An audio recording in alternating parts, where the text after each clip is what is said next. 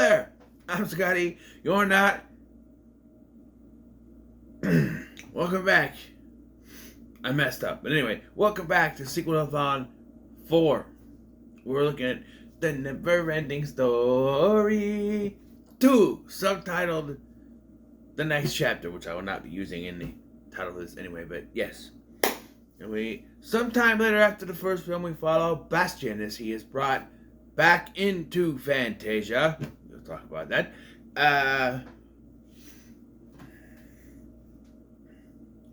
To battle an emptiness and an evil witch named Zaida. So, this needs to be said. There's some cast changes. Notably, the only one who came back is the actor who played Mr. Coriander. And a recast Bastian with Jonathan Brandis. And to his credit, I don't think he does that bad of a job. But I think the single best casting addition to this film is the recasting of Bastian's father, Barney Bucks, who is played by the one, the only John Wesley Shipp, you know, the Flash, and Dawson's father on Dawson Creek. Yeah, and I think he does a great job in this as the dad, you know. I mean, for one, he does what movie parents never do. He actually calls the fucking cops when his kid disappears. Although, he didn't seem to care in the first film, as they never went looking for him at the school. But yeah, so Bastian is sort of moved on after the end of the last film. Funny, there is no mentioning of the giant fur ball that attacked 3 bullies that aren't in this movie, so I assume that Falcor just ate them. No, his problem this time is that, well, there's 2 problems. One, swimming, which, not swimming per se, but going off the high board, the diving board, the high diving board, the high board, what do we call it? Which is like the first thing this teacher does. And the problem is, because he doesn't want to do it because he's afraid of heights, he pretends to have a cramp, but like, he gets in trouble for not jumping off the high board. What? What school is this? That a student will get punished for not wanting to jump off the high board. And this is like late 80s schools. Maybe they're a little more ghetto back then, but like, I don't know. I'm afraid of heights, so I would never do that. I don't know why. This school will punish him. He's in trouble. His dad yells at him. He's having problems with his dad. There's a scene where his dad goes off on him about the shirt he's wearing, but his mom made it before she died. How old was she when she died? How old was he when she died? Because I thought maybe he was younger than that. But anyway, he decides to go to Mr. Coriander's shop to look for a book on how to overcome heights, the fear of heights. Instead, he finds the book.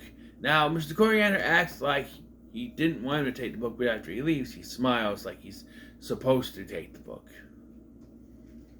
Which will be directly contradicted in the next film. As far as I can remember. So, he brings the book home, and he is sent into the book this time. As I said, this time. And he has the Orin. Now, let's talk about this. When he shows up, people say, "Welcome back, Bastian. Welcome back." And he's all best buds with Atreyu. He never actually did anything in the book. He never actually went, like, fully into the book. He flew around on Falcor and then back out of the book to chase the bullies. I know the end of the last film said he would have many more adventures, but I assumed that they just meant these sequels. Which, I don't know. Maybe there was something that came between this and the first one. I don't know. But it feels like he's been through many adventures. Like he knows these people. I don't know. But, yeah. So we have our evil villain of the film. Zaida, who controls the emptiness, which is an evil entity in a film that really doesn't do much. I don't know what, like, there's the nothing and the emptiness. But she has this bird person named Nimbly who is tasked with tricking Bastion into making wishes with the Orin because she's concocted this machine that will take his memories. And so there's some contradictory in this though, because it specifically said at the beginning of this movie that she created this machine to take his memories every time he makes a wish. But later, it's implied through a conversation between Atreyu and Falkor that it's because he's from the human world that it's taking his memories away. But then they still tell him she has a machine, so I don't know. And we come to the biggest problem that will be in this film, and one of the problem, not the biggest problem in the next one, but one of the problems. The wishing. They introduced this idea of wishing on the Orin, but probably realized, well, we can't actually have him do any productive wishing, because if he did, this movie would be over right away. Like, when he gets there, be like, first of all, he lands in like an ocean thing with Nimbly, and like, we have to, he goes on this quest, right? He's like, I have to save the child Empress. I wish the child Empress was here.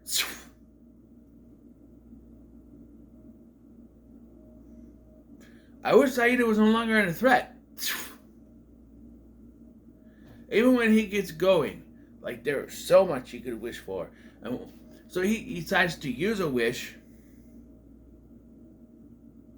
to go after Zaida and save the princess. But he wishes for this dragon creature that does fuck all because it attacks them and then gets zapped by Zaida's palace or whatever. And then later, when he and Atreyu need to fight, he wishes for a goddamn spray can. And when he later finds Atreyu all hung up and doesn't use a wish down him there, but later wishes him back to life. And I feel like he makes maybe 5 wishes in this film, but by the end of the film, they're like, you only have 2 memories left. And I'm like, how? He's barely made any goddamn wishes in this thing. It just makes no sense. And even then, it still doesn't make any sense, because at one point, he's told by Atreyu that there's a machine that doesn't believe him, and immediately they get into a fight, and he basically mortally injures Atreyu, and then goes back to Zaida to find that this machine is true. That it's true, this machine is there. So right away, he's like, I wish the machine was gone. I wish Atreyu back to life. Like, they make a big deal later about, you only have 2 memories left. No! I wish the machine that I wish Zaida's machine was gone. Okay, I wish Atreyu back to life. Boom! That old plot point is gone. Why didn't he ever have, once he finds out that there's this machine that can take his memories away with wishes, just wish for the machine to go away? Even if all the other stuff could further the plot too fast, this one wouldn't. Because at this point, they could wait till he says you have 2 left, or just wait till he finds out that there is a machine, and then wish for the machine to be destroyed. Wish that there was no machine. I wish Zaida's memory machine was gone, or was destroyed. Then he's free. But he doesn't, and it makes no sense.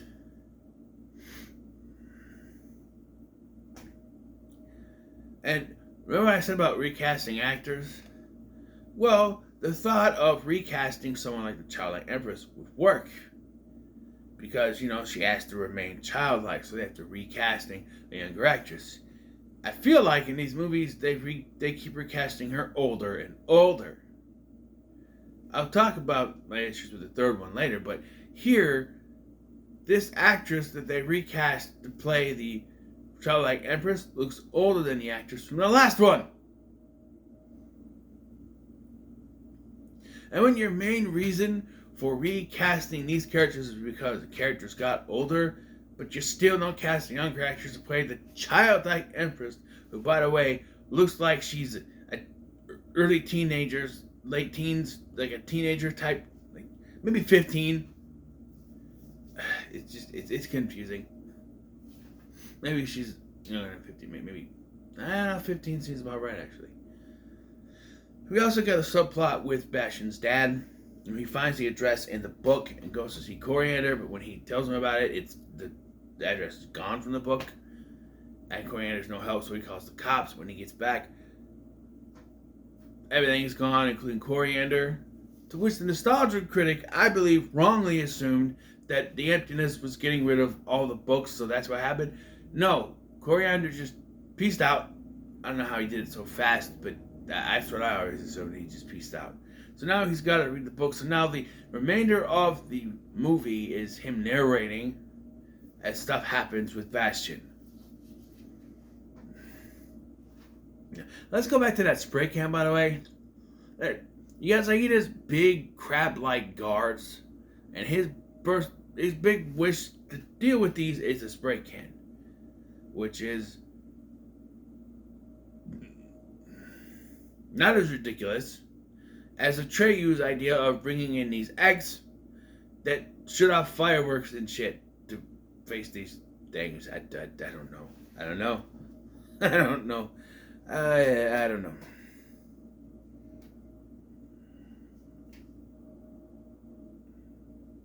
So like I said, Atreyu gets mortally injured, so Bastion uses one of his final two wishes, which he doesn't have a limit on the wishes, he just has a limit on the memories. And maybe that's why they do the memory thing, so it limits his wishes. But he still only does 5 wishes in the entire goddamn movie that we see on screen anyway. Okay, so he wishes for the dragon. He wishes for the spray can. Atreyu to be alive. The final wish. There's probably one more wish in there that he wishes for. Right? Yeah, but we really see on screen anyway. But all of his memories are gone except for 2, his mother and his father, and make a big deal about it. And he wishes for Atreyu to come back to life.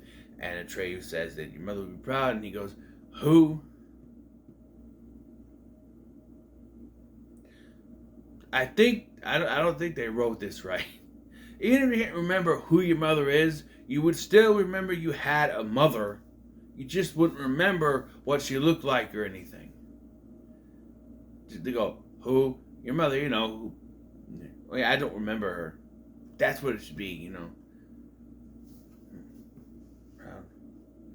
Why would she? I barely remember her.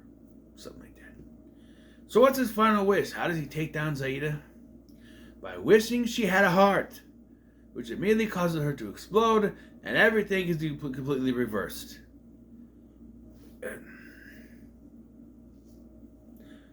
You tell me that's all you need to do this entire goddamn time is wish she had a heart, and she would explode, and that's it?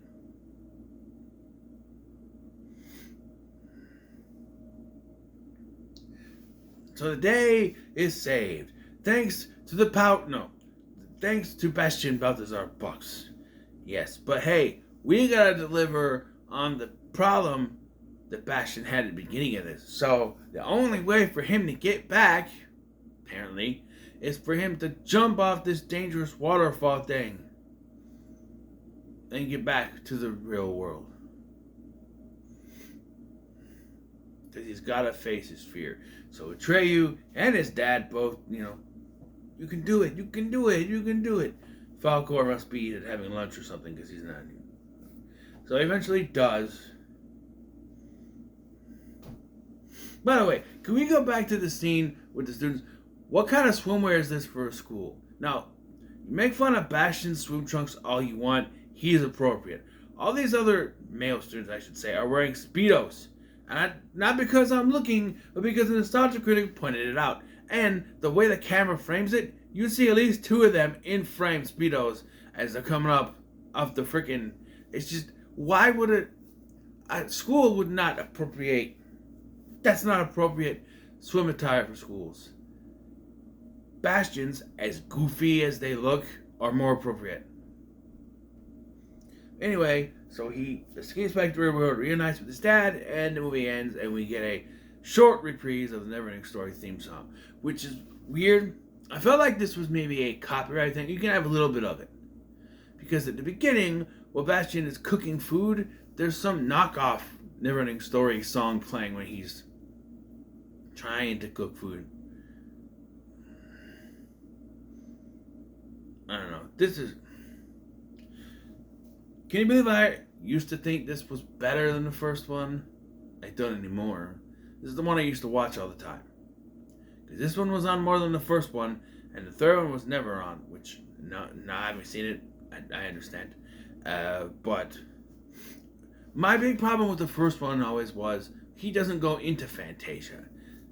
Because I watched this one first, and they talk about, welcome back, Bastian. And then when I finally watched the first one, I'm like, no. He doesn't actually go in there. He flies on Falcor, but he doesn't go in. He doesn't have no adventures. He reads from the damn book. He's in an attic the entire time. What?